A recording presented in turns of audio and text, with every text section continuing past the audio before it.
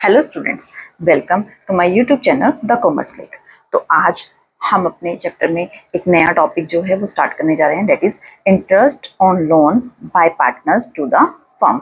कि अगर फर्म को पार्टनर ने कोई लोन दिया हुआ है तो उसके ऊपर इंटरेस्ट के क्या रूल हैं, कितने परसेंट इंटरेस्ट चार्ज किया जाता है और कैसे हमने उसको जो एंट्रीज बनानी है, कैसे अपने अकाउंट्स में उसको शो करना है। ठीक है, तो ये आपको जब मैंने पार्टनरशिप डीड की इंट्रोडक्शन कराई थी तो उसमें आपको समझाया था पार्टनरशिप डीड के टॉपिक के अंदर कि अगर कोई भी पार्टनर फर्म को लोन देता है तो उसके ऊपर इंटरेस्ट या तो एग्रीड रेट की जो पार्टनरशिप डीड में उन्होंने एग्री किया है कि हम इतने परसेंट से चार्ज करेंगे, इतने परसेंट इंटरेस्ट ऑन लोन रहेगा, तो वो वाली रेट आ जाएगी। बट अगर पार्टनरशिप डीड पार्टनर्स ने नहीं बनाई है तो उस केस में लोन के ऊपर जो इंटरेस्ट की रेट होती है वो कितने परसेंट होती है, 6% पर एनियम। यानी कि अगर कोई पार्टनर फर्म को लोन देता है और उन्होंने पार्टनरशिप डीड नहीं बनाई हुई है तो पार्टनरशिप एक्ट के अकॉर्डिंग जो इंटरेस्ट की रेट रहती है डेट इज कितनी रहती है, 6% पर एनियम। ठीक है, इस रेट के साथ हम क्या देते हैं, पार्टनर्स को उनके लोन के ऊपर इंटरेस्ट दिया जाता है।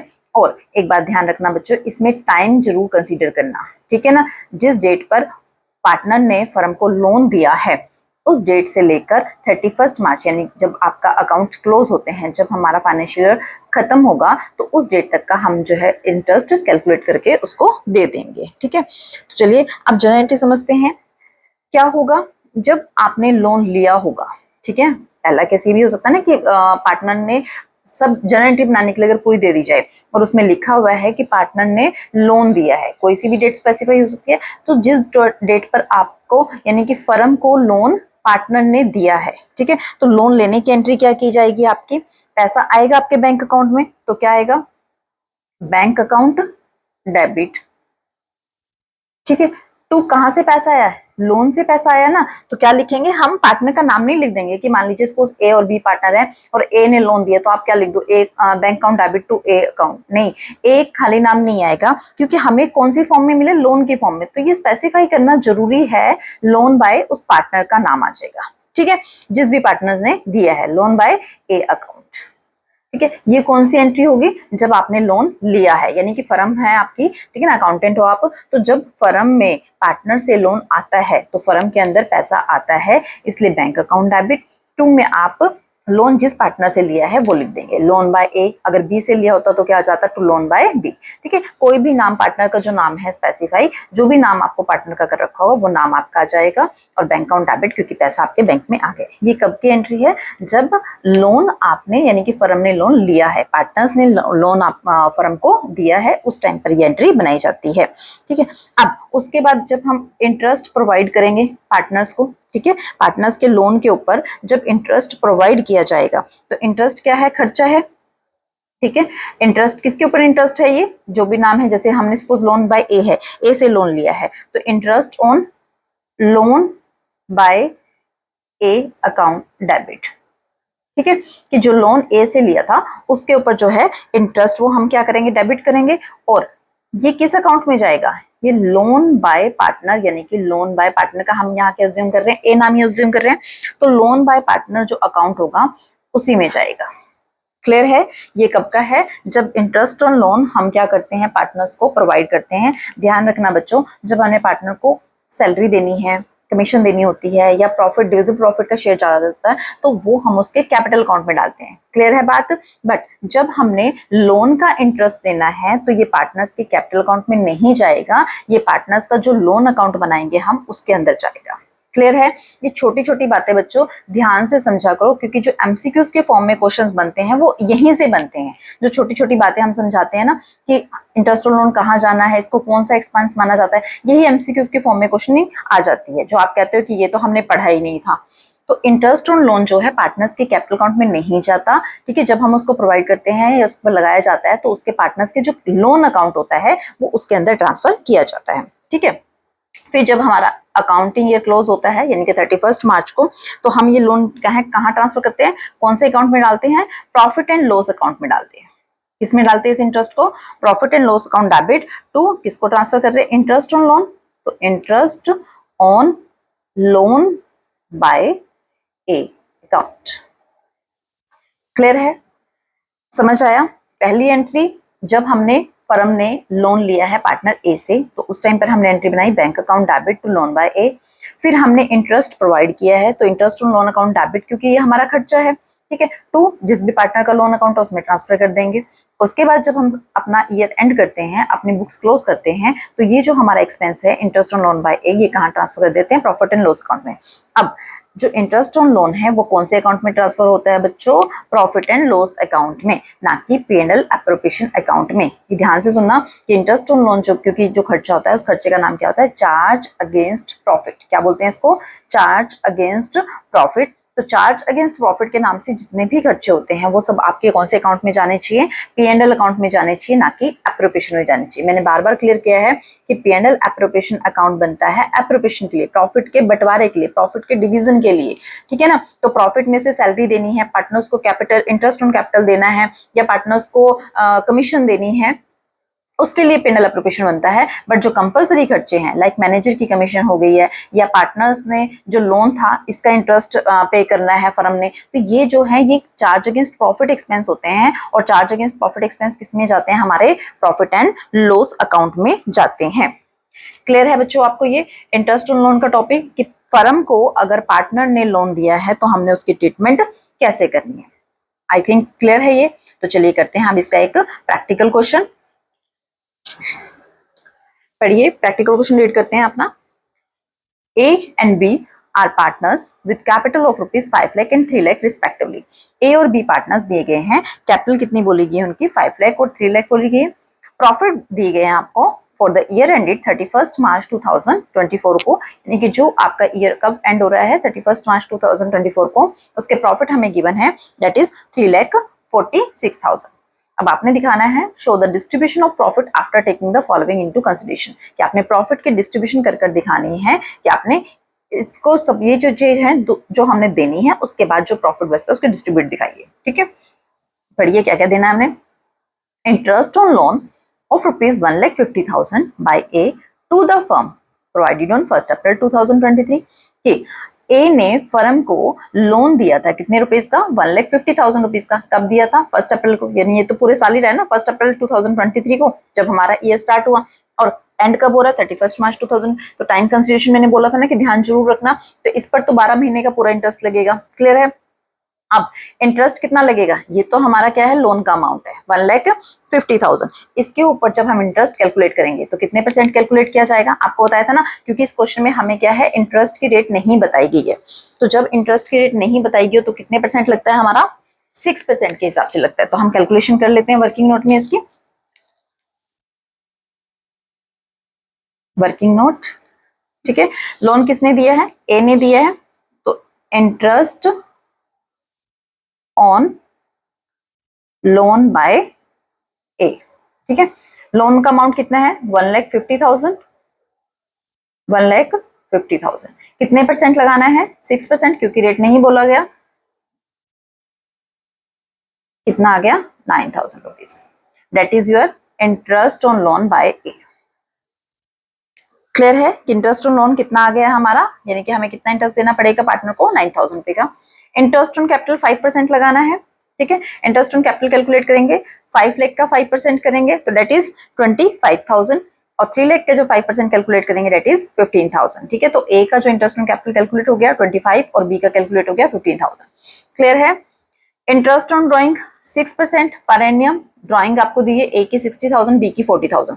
जब हमें ड्राइंग गिवन हो, ये रूल मैंने आपको लास्ट वीडियोस अगर आपने अच्छे से देख रखी हो सारी इस चैप्टर की, तो बताया था कि ड्राइंग्स अगर आपको गिवन हो और आपको अगर रेट ऑफ इंटरेस्ट के साथ पर एनियम लिखा हो, तो हमने कितने मंथ का कैलकुलेट करना होता है? 6 मंथ का। तो 60,000 का 6% का जब 6 मंथ का कैलकुलेट करेंगे तो डेट विल कम 1,800, ठीक है। और जब हम इसका निकालेंगे तो डेट विल कम 1,200। क्लियर है? कैसे निकाला है? इंटरेस्ट ऑन जो ड्राइंग निकलेगा वो कितने मंथ का कैलकुलेट होता है हमारा? ए का 60,000 के ऊपर है, ए का जब निकालेंगे डेट इज 60,000 के ऊपर, परसेंटेज कितनी गिवन है हमें? 6% गिवन है, डेट इज 6% के लिए 100, और कितने मंथ का बोला गया है? 6 मंथ का बोला गया है, ठीक है। हम इसको ऐसे कैलकुलेट करेंगे, डेट इज 1,800। क्लियर है। ऐसे ही हम बी का निकालेंगे। बी का कितना है drawing 40,000। This one 6% same rate है, ठीक है ना। तो इंटरेस्ट ऑन ड्रॉइंग 6%। और कितने मंथ का, मंथ बच्चों इसमें नहीं बोला गया है, आपने ये रूल अपने आप याद रखना है कि अगर ड्राइंग का अमाउंट गिवन है और रेट ऑफ इंटरेस्ट हमें गिवन है पर एनम लगा के दिया हुआ है, तो हमें 6% का ही 6 मंथ का ही कैलकुलेट करना है। तो जब हम ये कैलकुलेट करेंगे इट विल कम 1200। तो इंटरेस्ट ऑन ड्राइंग बी की होगी। क्लियर है। उसके बाद बी को कमीशन देना है, बी पार्टनर है, पार्टनर को कमीशन देना है 2% सेल के ऊपर और सेल गिवन है। तो 30 लाख का 2% आप कमीशन कैलकुलेट कर लीजिए, ठीक है। That will come 60,000। तो ये कमीशन हो गया आपका 60,000 का। अब उसके बाद एक लास्ट पॉइंट बोला गया है 10% of the divisible profit is to be set aside to general reserve, ठीक है। आपने ये क्या बोल रहा है, जो डिविजिबल प्रॉफिट है उसका 10% आपने जनरल रिजर्व में रखना है। तो ये जरूर बच्चों ध्यान रखना कि हमें किसकी परसेंटेज जनरल रिजर्व, ये तो आपको पता है पिछली वीडियो से आपको क्लियर है कि जनरल रिजर्व हमने एप्रोप्रिएशन अकाउंट में लिखना होता है, ठीक है ना। पेनल एप्रोप्रिएशन की 2 में आप लिख देंगे टू जनरल रिजर्व। तो अमाउंट कैसे कैलकुलेट करना है that is more important.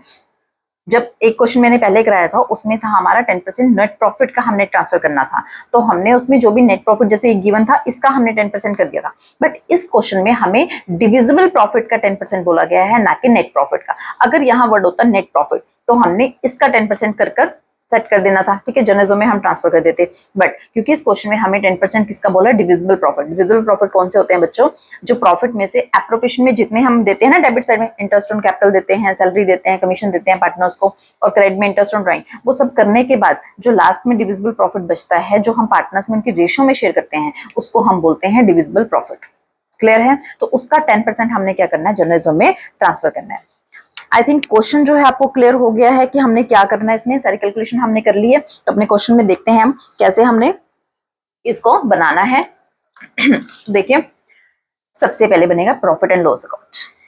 Clear है, क्योंकि मैंने आपको बताया था इसमें बाकी सारी आइटमें तो जो हैं जो दी गई है आपको, interest on capital, drawing, B की कमीशन, ठीक है, दिस वन, ये सब तो जाएगा एप्रोप्रिएशन अकाउंट में। बट जो इंटरेस्ट ऑन पार्टनर लोन होता है, यानी कि पार्टनर के लोन के ऊपर जो इंटरेस्ट होता है वो कौन से अकाउंट में जाता है। अभी जब मैंने जनरलिटी समझाई थी, रूल बताए थे, तो उसमें बताया था ना स्पेसिफिक कि वो प्रॉफिट एंड लॉस अकाउंट में जाता है। उसको पी&एल एप्रोप्रिएशन में मत लिख देना बच्चों, ये गलती मत करना, ठीक है। इंटरेस्ट ऑन पार्टनर लोन के लिए हमेशा कौन सा अकाउंट बनाया जाएगा, प्रॉफिट एंड लॉस अकाउंट ही बनाया जाएगा, ठीक है। और दूसरी बात याद रखना हमेशा, ये चार्ज अगेंस्ट प्रॉफिट है, ये एक्सपेंस जो होते हैं ये कंपलसरी होते हैं देने। तो आपका जो इंटरेस्ट ऑन लोन है वो चार्ज अगेंस्ट प्रॉफिट है, आपने देना ही देना है, चाहे आपकी फर्म को प्रॉफिट हो, चाहे आपकी फर्म को लॉस हो, चाहे आपके प्रॉफिट एप्रोप्रिएट है, चाहे आपके प्रॉफिट एप्रोप्रिएट नहीं है, कोई भी कंडीशन हो, ठीक है। तो हर कंडीशन में आपने जो इंटरेस्ट ऑन लोन देना ही देना है। इस क्वेश्चन को चलो स्टार्ट करते हैं। सबसे पहले हम क्या करते हैं, अपना प्रॉफिट यहाँ पर लिखा जाता है हमारा, ठीक है। जो भी हमारा प्रॉफिट गिवन होता है, हमें प्रॉफिट गिवन है यहाँ पर, वो हम अपने प्रॉफिट यहाँ पर लिख देंगे। कितना गिवन था, 3,46,000, ठीक है। और यहाँ पर हमने क्या देना है, इंटरेस्ट ऑन लोन देना है, जो ए से हमने लोन लिया हुआ था, तो यहाँ पर हमने दिया to interest on loan by A, ठीक है। कैलकुलेट किया था ना हमने, कितना बना था हमारा, 9,000 आया था इंटरेस्ट का। बस इस क्वेश्चन में से पी&एल अकाउंट में सिर्फ हमने क्या डालना था, इंटरेस्ट ऑन लोन डालना था जो ए ने दिया हुआ था। इसके अलावा बाकी जितने भी आइटम्स है, इंटरेस्ट ऑन कैपिटल है, इंटरेस्ट ऑन ड्राइंग है, ठीक है, कमीशन है पार्टनर की, तो वो सब हमारा किस में जाता है, एप्रोप्रिएशन में जाता है, वो हमारा पी&एल में नहीं जाता। तो ये हमारा अकाउंट जो है बन चुका है। बस इसको 3,46,000, ठीक है, इधर भी लिखेंगे हम 3,46,000, और इसमें से ये माइनस करने के बाद डेट विल कम 3,37,000, ठीक है। ये कहां डाल देंगे हम, ये प्रॉफिट ट्रांसफर कर देंगे अपना एप्रोप्रिएशन अकाउंट में। To profit transferred to P and L appropriation account, ठीक है। अपने पी&एल एप्रोप्रिएशन अकाउंट में हमने ये 3,37,000 ट्रांसफर कर दिया। क्लियर है। करें अपना अगला। अगला हमारा अकाउंट कौन सा बनेगा, इसमें profit and loss appropriation account बनेगा। तो सबसे पहले हम इसमें क्या करते हैं, इसमें भी प्रॉफिट लिखा जाएगा, जो हमने अभी प्रॉफिट ट्रांसफर किया है पी&एल अकाउंट से, वो लिख देंगे हम अपना बाय नेट प्रॉफिट। ये ब्रैकेट में यहां पर लिख देते हैं, प्रॉफिट कहां से ट्रांसफर हुआ है, ट्रांसफर्ड फ्रॉम P&L अकाउंट, ठीक है ना। प्रॉफिट एंड लॉस अकाउंट से जो हमारा लास्ट में बचा था दैट इज 3,37,000, ये हमारा यहाँ ट्रांसफर हो गया, ठीक है। उसके बाद जो हमें बोला गया था इंटरेस्ट ऑन कैपिटल हमें बोला गया था, दोनों पार्टनर का था। इंटरेस्ट ऑन कैपिटल ए को भी देना था और हमने बी को भी देना था। हमने कैलकुलेट किया था ए का कितना होता 25,000 और बी का कितना था 15,000, ठीक है। तो दोनों को जब हम करेंगे तो कितने टोटलिंग हो जाएगी, डेट मींस 40,000, ठीक है। इसके बाद क्या बोला गया था, कमीशन बोला गया था बी को सेल के ऊपर, कमीशन देंगे हम। तो कमीशन किसकी है, बी की। जब ये कैलकुलेट की थी कितनी निकाली थी हमने, दैट इज 60,000। क्लियर है, इतना ही था। इंटरेस्ट ऑन ड्राइंग भी था, हमने कैलकुलेट किया था इंटरेस्ट ऑन ड्राइंग्स, ए का और बी का दोनों की कैलकुलेशन हमने की थी, दैट इज 1800 और 1200, ठीक है। जब इन दोनों को टोटलिंग करेंगे डेट कम 3000। क्लियर है, ये था। अब उसके बाद एक चीज हमें बोली गई थी कि 10% जो है वो डिविजिबल प्रॉफिट का हमने जर्नलिज्म में डालना है। तो हम यहां लिख तो देंगे टू जर्नल रिजर्व अकाउंट, ठीक है। पर डालना किसका है, पहले हमें क्या निकालना पड़ेगा बच्चों, रफ में इधर से तो टोटलिंग कर लीजिए, ये कितना आ जाएगा हमारा 3,40,000, ठीक है ना। अब यहां भी लिख दीजिए 3,40,000, रफ में अपना इसमें से माइनस कीजिए, ठीक है। जब हम 340 में से 43, 3 में से 60 करेंगे तो 2,40,000, कितना आ गया हमारा डिविजिबल प्रॉफिट 2,40,000 का। क्लियर है ये। अभी हमारा डिविजिबल प्रॉफिट जो निकला है वो कितना निकला है, ये जनरल रिजर्व के लिए हम एंट्री देख रहे हैं 2,40,000, ठीक है। ये क्या निकला है हमारा डिविजिबल प्रॉफिट। अब इसका बोला था उसने कि 10% जो है वो हमने जनरल रिजर्व में रखना है, ठीक है ना। तो जनरल रिजर्व के लिए कितना निकल कर आ गया हमारा, दैट इज 24,000। ये हमारा किसमें जाएगा, आपका जनरल रिजर्व अकाउंट में। क्लियर है, 24,000 कैसे निकला है हमारा, क्लियर।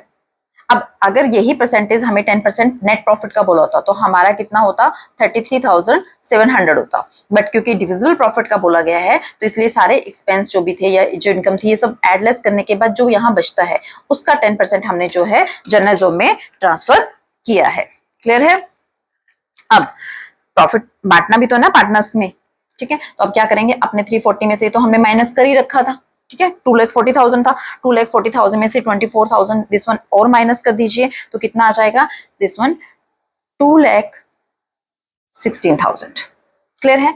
ये प्रॉफिट किसके लिए रह गया, हमारे पार्टनर्स के लिए रह गया। तो इसको ट्रांसफर कर देंगे हम टू प्रॉफिट्स ट्रांसफर्ड टू, दोनों के कैपिटल अकाउंट में, ए का एस कैपिटल अकाउंट में चला जाएगा और बी का जो शेयर है दैट विल कम बीज कैपिटल अकाउंट, ठीक है।